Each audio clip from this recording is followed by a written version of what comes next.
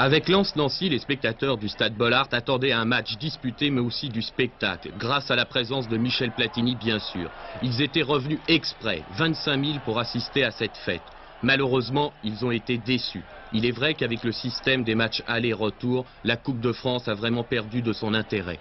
On espérait pourtant de la part des Lensois plus d'enthousiasme et de hargne pour animer la rencontre. Eh bien non. C'est Nancy qui se crée la première occasion dangereuse du match avec un tir violent de Zégnier heurtant la transversale. Malgré cette bonne action, les Lorrains restent sur leur garde. Ils cherchent avant tout à ne pas encaisser de but. Et pourtant, à la 27e minute, Platini sort de sa réserve, dévie le ballon à Rubio qui sert Janol, lequel doit s'y reprendre à 2 fois pour inscrire le premier but de la rencontre. Un but qui coupe la voix des chorales lensoises. Le match est monotone. La deuxième mi-temps sera heureusement plus animée. Sur une contre-attaque de Nancy, Zégnier lance sur l'aile droite Rouillet, qui évite Monchier et trompe d'un tir croisé le gardien lensois Édouard. Un joli but de la Rouille. Un clin d'œil à Michel Hidalgo, le sélectionneur national. Ce deuxième but de l'AS Nancy-Lorraine semble réveiller les Lensois. Enfin. Seulement, les attaques nordistes manquent un peu de rythme, de variété.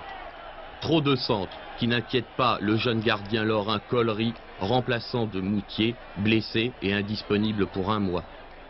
Cependant, à force d'essayer et de presser leurs adversaires, les Lensois vont tout de même trouver la faille.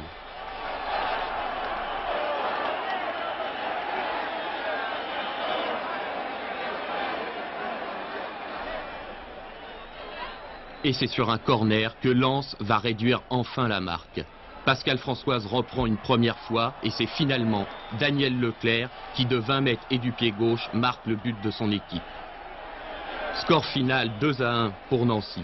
Malgré leurs efforts, les Lensois ne parviendront pas à égaliser, laissant à Nancy, tenant de la coupe, la victoire et surtout une option sur la qualification.